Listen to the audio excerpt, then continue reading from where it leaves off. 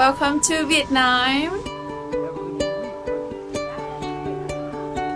There is a lot to like about visiting Vietnam.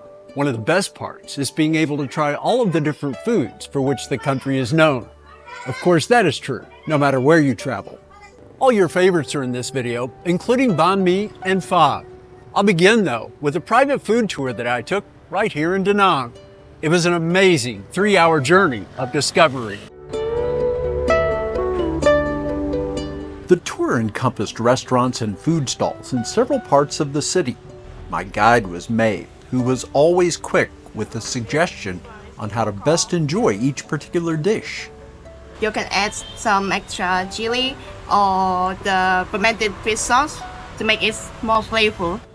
You will find that in Vietnamese cuisine, chilies and fish sauce are added to nearly every savory offering.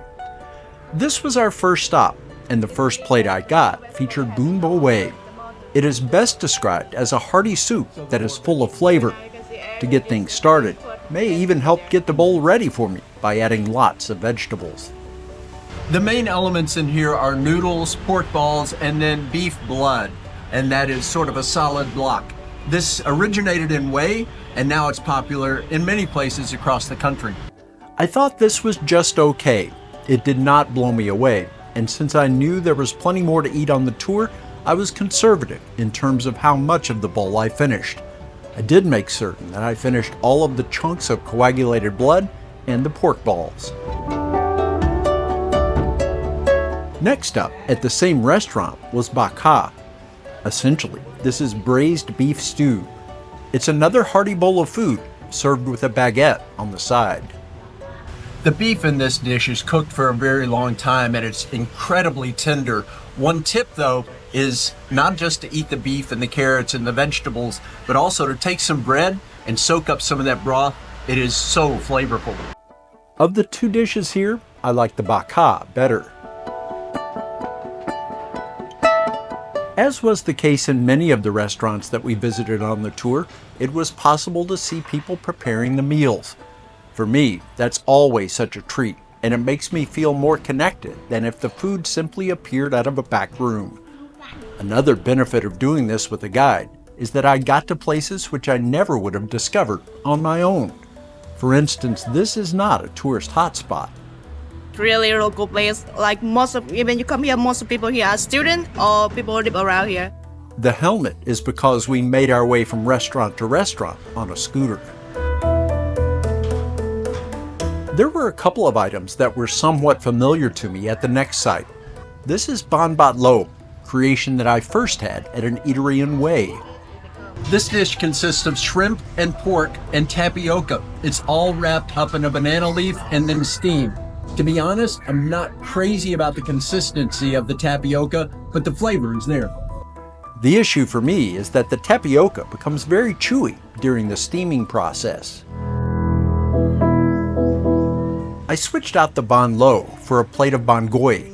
The consistency here was quite different, not chewy at all. These snacks are described as pillow cake. I do like this dish a little bit better. This has mushrooms, pork, and egg, and it's in rice flour, and that has been steamed in a banana leaf as well. The banana leaf has just been removed for me. It's really good. The bánh gỏi was like little dumplings, bursting with flavor. Again here, it was cool seeing the assembly line process. They placed the ingredients for the banh lo inside the banana leaves to get them ready to steam. Next, another location and another couple of plates of food. This is a prepared food stall inside one of the markets in Da Nang. My first taste was bánh ram or bánh ram.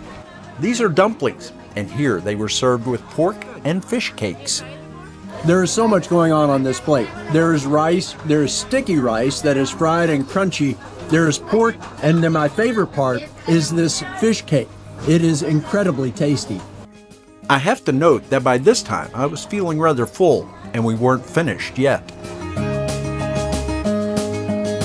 The next dish had already been delivered. This is bánh cam. It was another huge plate, with the primary item being the fritters. The ingredients here are simple. It's just rice flour, egg, and green onion. The fun part is the texture. On the inside, it's very soft, crunchy on the outside. Again, I enjoyed the second item here better than the first. This prepared food area was part of a larger market where everything from clothing to produce was available.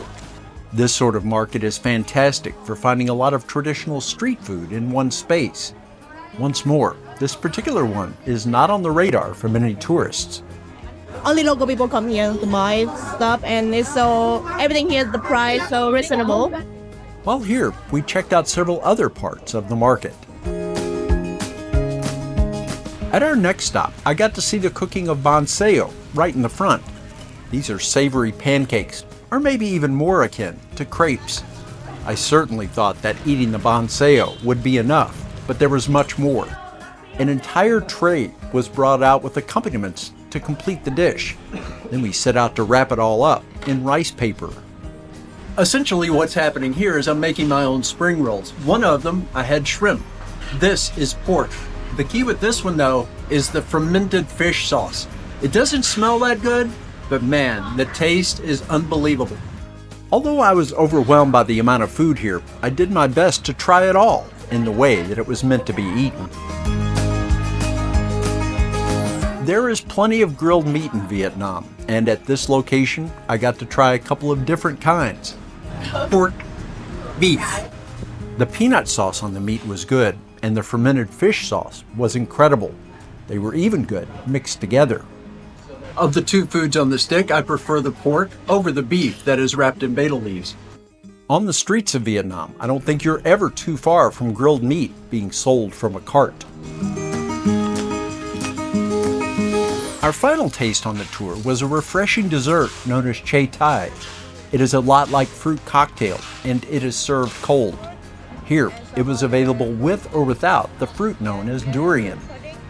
I would just call this a big bowl of goodness. It has fruit in there like jackfruit, it has pudding, it's all in a milk broth, but what takes this over the top is the durian.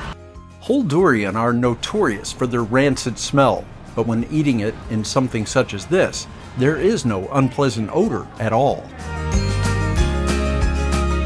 The tour was a phenomenal opportunity to try a ton of different tastes in a short time. Those who work as guides, like May, want to share the country's food traditions with their guests. I want them to experience the real Vietnamese food in local places. There is a lot of pride in the cuisine that is generated in Vietnam, whether that be in the kitchen of a high-end restaurant or in the simplest cart on the street. I tried some food like Italian, Thai, Korean, Chinese already, but of course I think my Vietnamese food is the best. I grew up with it, I'm born with it, so it's the best for me. The cost of the tour, including all of the food, was $38. I will leave a link in the description. There were chances every day to try popular Vietnamese meals away from the tour. I took my camera along for some of them. I'll begin right at the top. Pho is considered the national dish in the country. Basically, it is broth, rice noodles, and some sort of meat, usually beef or chicken. There is a reason that this is the national dish. All of the elements come together to create something special. Everything from the broth, to the noodles, to the beef in my case, to the herbs, it all makes for an extraordinary bowl of food. While pho is available everywhere you go in Vietnam, it is most likely offered at a restaurant near you as well. There's no excuse not to try it. Most famous dish in Vietnam. Just as popular is banh mi. The two are on an equal level when it comes to Vietnamese food. Banh mi is a short baguette filled with meat, pâté, and pickled vegetables. It can be street food or found at restaurants, regardless of the star rating. Probably the most traditional banh mi features pork, but mine today is tofu and mushrooms. There's one thing that is consistent with all of the sandwiches that I've had though. The French baguette, on the outside it has a pleasant crunch, and on the inside, very soft. I have seen rankings which place the banh mi at the top of the list of the world's best sandwiches. It certainly is in the running for that title. This next item could be considered regional cuisine from the Central Coast. It's Goi Ca Nam O. I got a plate of raw fish salad along with fresh herbs and sauce. The idea is to roll it all up in rice paper and dig in. That's what I did at first. This is one of the dishes most closely associated with Da Nang. It was developed in a fishing village in the province. You can order it either dry or wet. I got it wet. It's got a lot of flavor, but it is a little spicy.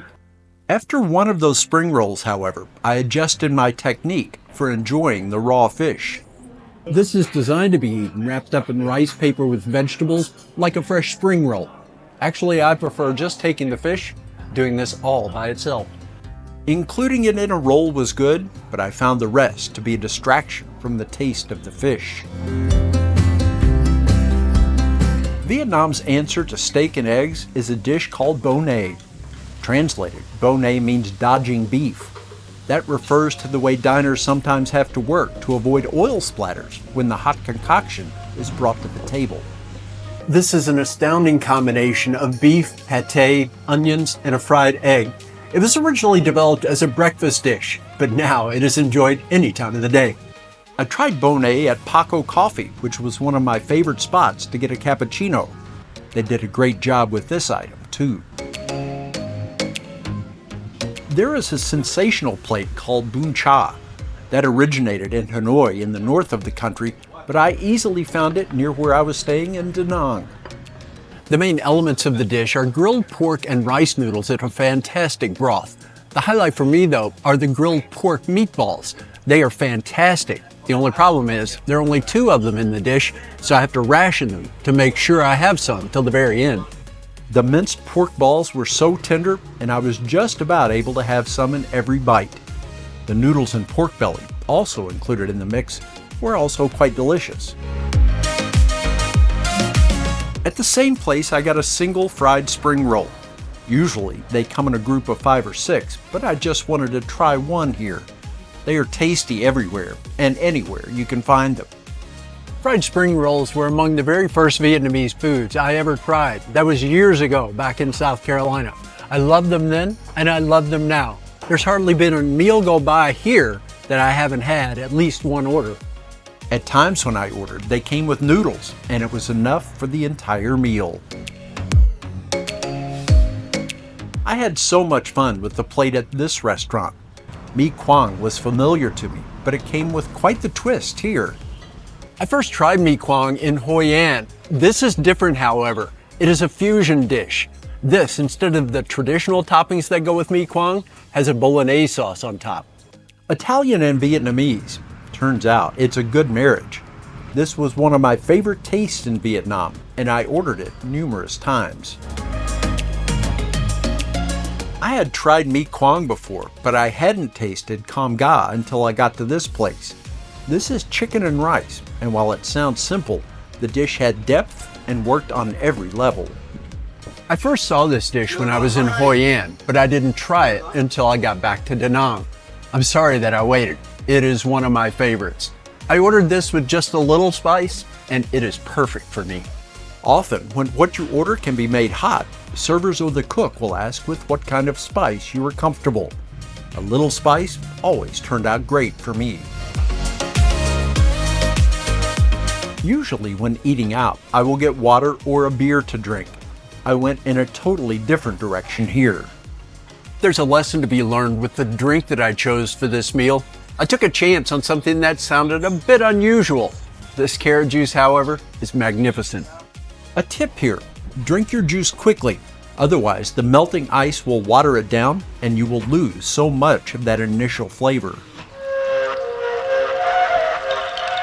The flavored coffee game is strong in Vietnam.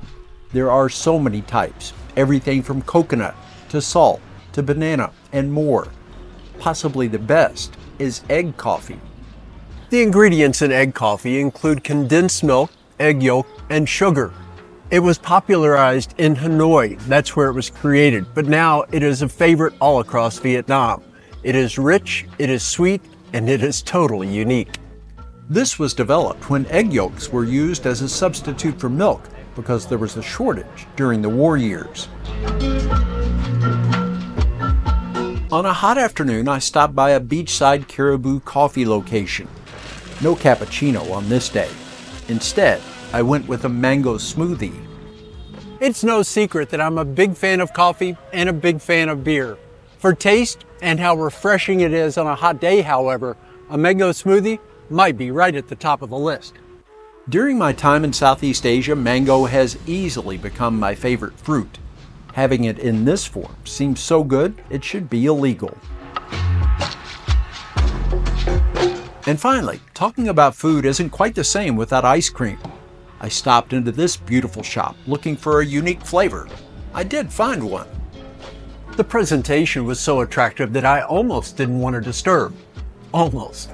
I got 2 scoops, one taro and one cherry. Taro is the color of lavender. While it was pretty and unusual, the taste of the tofu wasn't all that special. It was cold and creamy though, so no problem. These items represent just the highlights of what I had to eat in Vietnam. There were other dishes that I tried, and I'm sure many more that I didn't discover. It is so much of a kick to head out with the intent of finding food that represents the place that you are visiting. It's something that I will always pursue. I'm only 2 countries into my 6-country exploration of Southeast Asia. Just in Thailand and Vietnam, however, I'm already captivated by the difference in cuisine from place to place. That makes it exciting for what's ahead. I've got one more video to come from here in Vietnam. It'll be my look at this wonderful city, Da Nang. I can't wait for you to see that. It'll be right here on Old, Alone, and Far From Home.